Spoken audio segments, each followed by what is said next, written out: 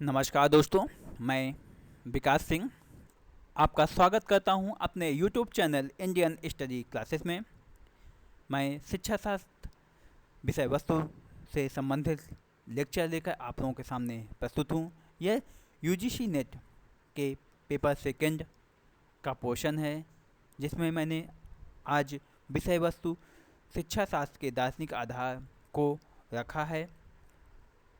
इस विषय वस्तु के अंतर्गत मैं टॉपिकों को प्रस्तुत करूंगा। जो पहला टॉपिक है शैक्षिक अध्ययन। शैक्षिक अध्ययन क्या है, इसके बारे में हम डिस्कस करते हैं। मानव जीवन में शिक्षा एक निरंतर चलने वाली विशिष्ट प्रक्रिया है जो जीवन को नया नाम, नया रूप प्रदान करती है। अर्थात शिक्षा एक जीवन पर्यंत चलने वाली प्रक्रिया है जो बालक के जन्म से लेकर उसके जीवन पर्यंत तक चलती रहती है।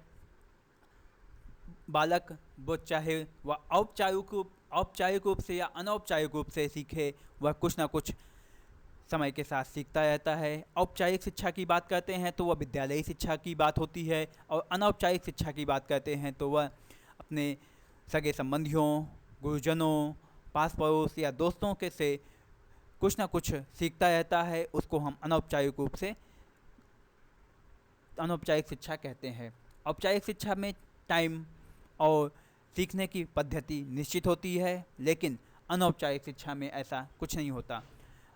प्रत्येक बालक के अंदर जन्म से ही कुछ जन्मजात प्रवृत्तियां होती हैं, और उसकी प्रवृत्तियों को अंदर से बाहर की ओर विकसित करना ही शिक्षा है।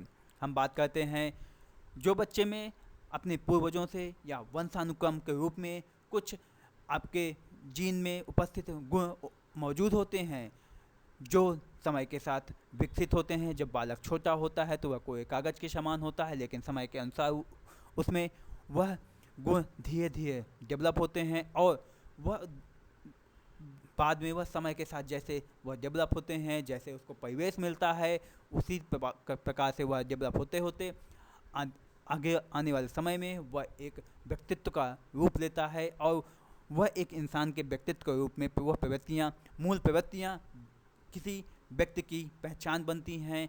उसका बिहेवियर कैसा है, उसका व्यक्तित्व कैसा है, वह उसके नैतिक आचरण कैसे हैं, उनकी वह पहचान कराते हैं।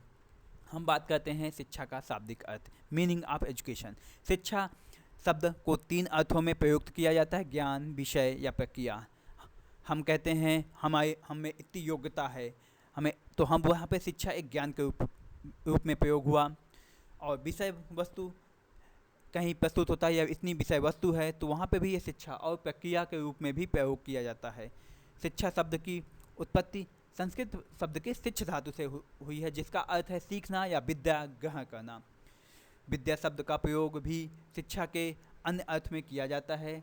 विद्या शब्द की उत्पत्ति भी विद्य, यह भी संस्कृत का एक वर्ड है जिससे इसकी उत्पत्ति हुई है, जिसका शाब्दिक अर्थ है जानने वाला, या अर्थात ज्ञान की चरम सीमा तक पहुंचना। मतलब कि विद्या वर्ड अगर कहीं यूज होता है तो उसे हम कह सकते हैं वह अपनी मैक्सिमम लिमिट तक सीख चुका है, तब वहाँ पे हम विद्या शब्द का प्रयोग करते हैं। जैसे हम अपनी आराध्य देवी माँ सरस्वती के लिए विद्यादायनी के नाम से जानते हैं, तो वो एक चरम सीमा है, वह हमारी माँ स्वरूप हैं, वह हमें विद्या देती हैं। उन्हें विद्या की ज्ञान देवी कहा जाता है। आगे चलते हैं। अंग्रेजी भाषा में शिक्षा शब्द के लिए एजुकेशन शब्द का प्रयोग किया जाता है। यह शब्द लैटिन भाषा के एजुकेटम से उत्पन्न हुआ है, जिसका अर्थ होता है शिक्षा कार्य करना, जिसका अर्थ है शिक्षा कार्य करना। यह 2 शब्दों से मिलकर बना है। एजुकेटम शब्द ए और डिको, ए प्लस डिको, जहाँ पे ए का अर्थ है अंदर से और डिको का अर्थ है अग्रसर करना। आगे हम चलते हैं। कुछ सिमिलर सिनोनिम्स हैं आपके, जो कि एजुकेटम या एजुकेशन शब्द से मिलते जुलते हैं। समानार्थी शब्द एजुकेटम अंदर से बाहर की ओर, एजुशियर, एडुकेयर और एजुकेटम, एडुको, ये इतने शब्द हैं। इनका अर्थ निम्न प्रकार से दिया हुआ है।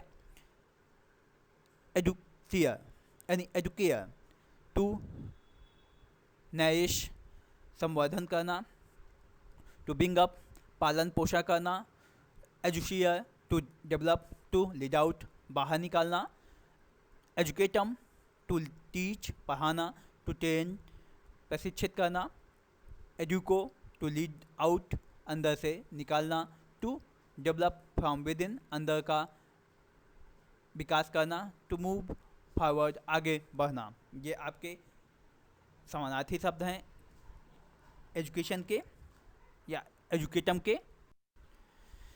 हम बात करते हैं शिक्षा की परिभाषा के बारे में। शिक्षा की परिभाषा के बारे में कुछ शिक्षाविदों ने अपनी बात रखी है। सबसे पहले नाम आता है हमारे प्लेटो साहब का। प्लेटो साहब कहते हैं शिक्षा से मेरा तात्पर्य उस शिक्षा से है जो बालक के सद्गुण की मूल प्रवृत्ति के लिए उपयुक्त आदतों के निर्माण द्वारा प्रदान किया जाता है। अर्थात बालक के अंदर वो पॉजिटिविटी या उसके अंदर जो मूल प्रवृत्तियाँ मौजूद हैं उनमें से वह अच्छे गुणों को या पॉजिटिव एनर्जी को निकाल करके उसको इतना विकसित कर दिया जाए कि उन आदतों उसके अंदर उन आदतों का निर्माण हो जाए, जैसे आपका कर्म, ईमानदारी, कर्मनिष्ठा,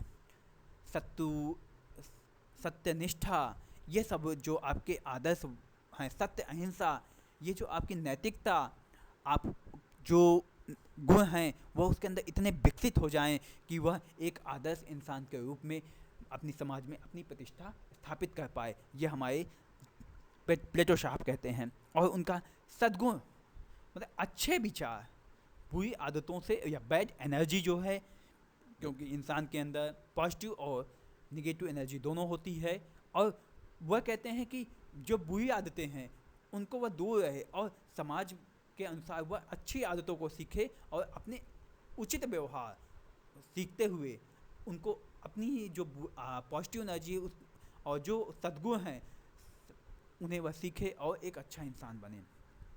अरस्तु साहब ने क्या कहा है, अगर मैं स्वस्थ हूँ, मेरा मस्तिष्क स्वस्थ होगा, मुझे मैं अच्छी शिक्षा ग्रहण कर सकूँगा और अच्छा इंसान बनूंगा।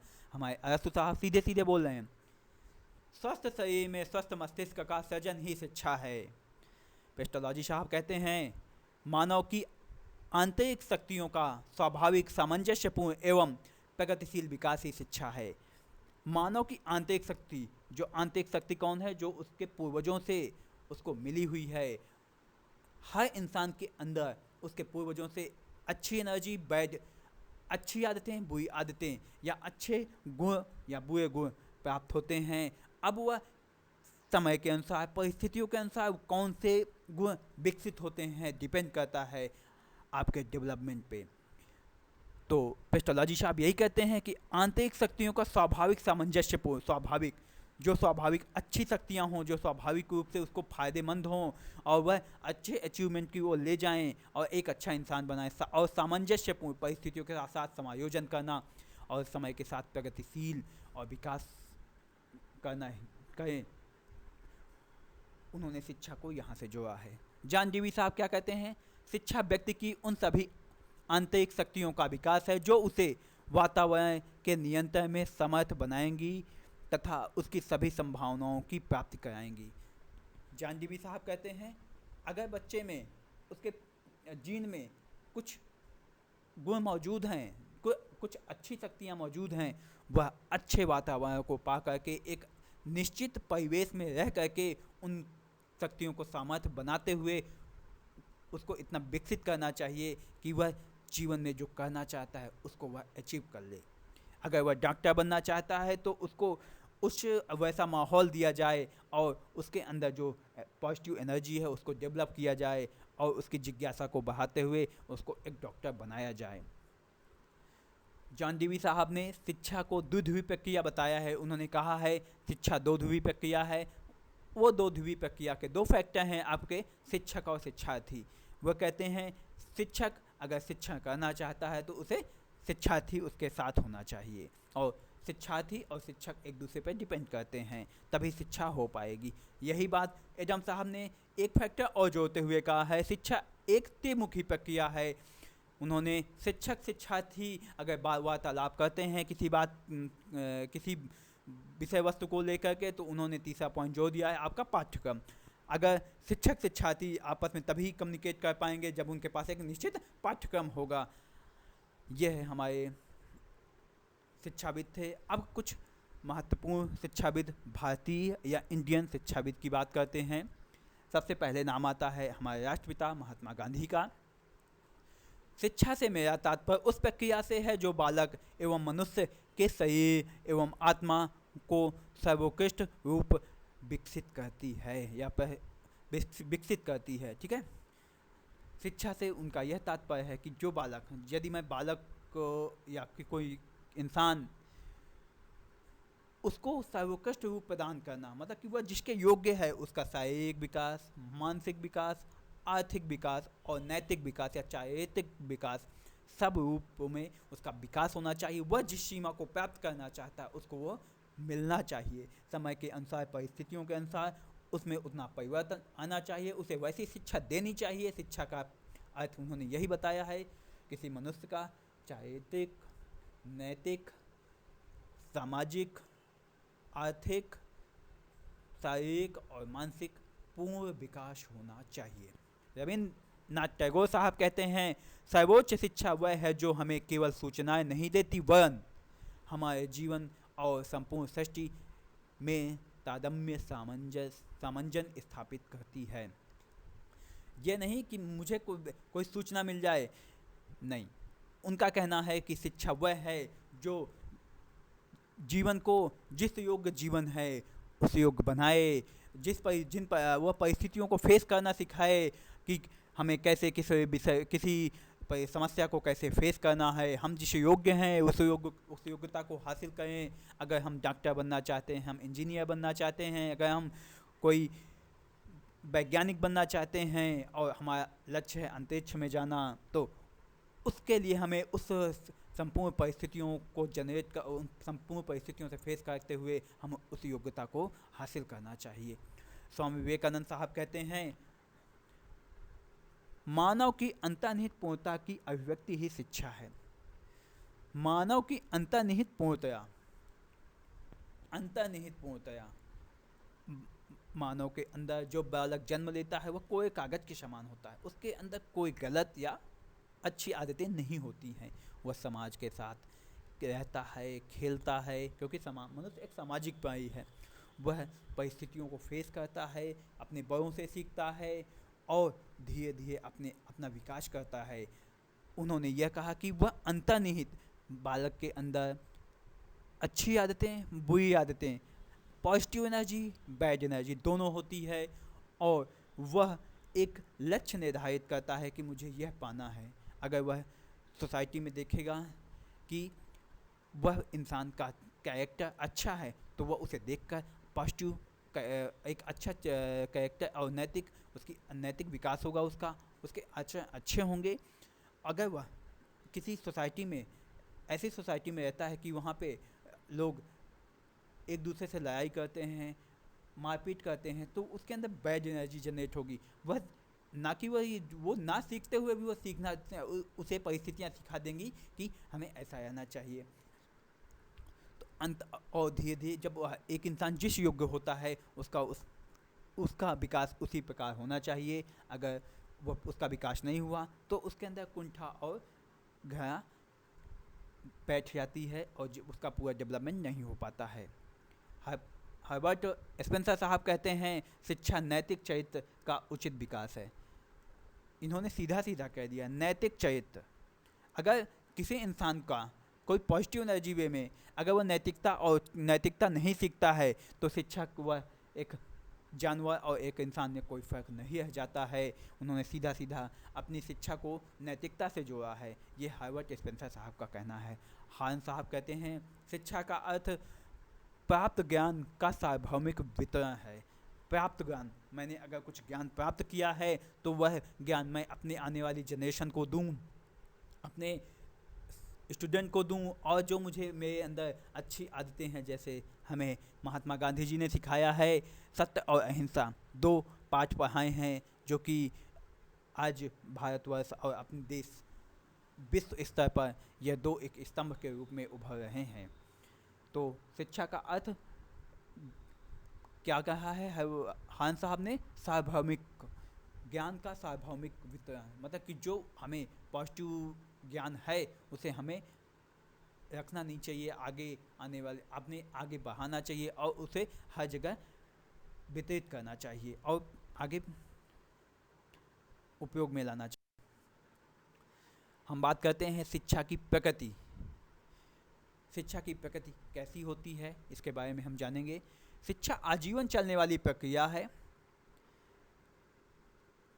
जब बालक का जन्म होता है वह एक कोरे कागज के समान होता है और वह अपनी शिक्षा को कई विधियों से ग्रहण करता है। जब बालक छोटा होता है तो वह करके सीखना, दूसरों को देखते हुए कि कौन क्या करता है, उसको धीरे धीरे वह देखता है और फिर उसको करने की कोशिश करता है और सीखता है। जब वह विद्यालय जाने लगता है तो उसको एक औपचारिक शिक्षा के रूप में फॉर्मल इनफॉर्मल, जो आपके फॉर्मल इनफॉर्मल प्रक्रिया होती है, प्रोसेस होता है आपके सीखने का, उसके माध्यम से वह सीखता है।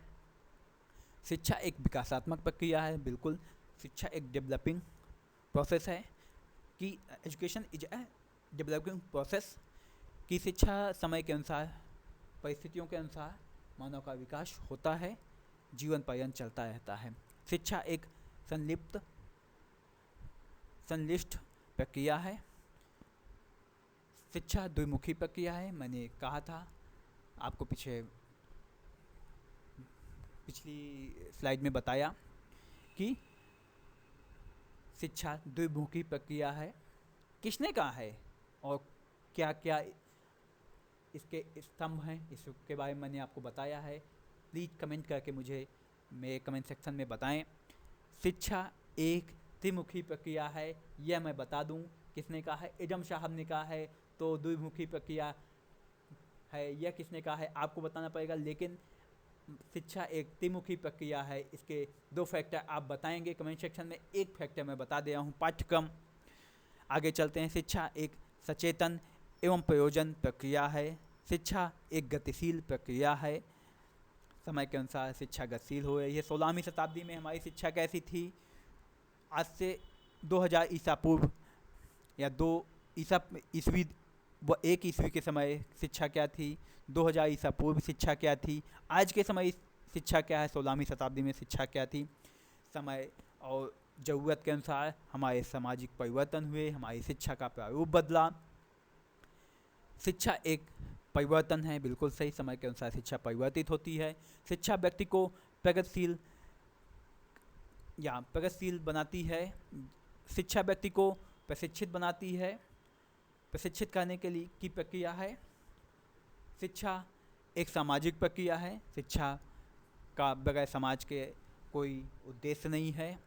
शिक्षा एक उद्देश्यपूर्ण प्रक्रिया है। शिक्षा का एक निश्चित उद्देश्य होता है, वह उद्देश्य की प्राप्ति के लिए हमेशा अग्रसर रहती है। शिक्षा की प्रक्रिया मनोवैज्ञानिक और कलात्मक है। हमें किस कार्य को कैसे करना है, शिक्षा कैसे करना है, प्रशिक्षण कैसे देना है, और इन सब चीज़ों का मनोवैज्ञानिक रूप से अध्ययन करते हैं। कलात्मक, किसी विषय वस्तु को कैसे प्रस्तुत करना है, कौन सी शिक्षा विधि का प्रयोग किस कलात्मक ढंग से करना है, यह हमें शिक्षा बताती है। शिक्षा ज्ञानात्मक है, शिक्षा क्रियात्मक है, शिक्षा कौशलात्मक है, शिक्षा भावनात्मक है। शिक्षा का एक पहलू ज्ञानात्मक रूप का है, तो दूसरा क्रिएटिव है, एक्टिविटी के रूप में है, तीसरा स्किल्स के रूप में है, और चौथा आपका भावनात्मक है, फीलिंग्स के रूप में है। कहते हैं हम। अब ये विषय वस्तु आज की मैं यहीं पे समाप्त करता हूँ, अपनी वाणी को यहीं पे विराम देता हूँ। अगले लेक्चर में आपसे फिर मुलाकात होगी। मेरे चैनल को सब्सक्राइब करें, शेयर करें, लाइक करें और बेल आइकन ज़रूर प्रेस करें। धन्यवाद।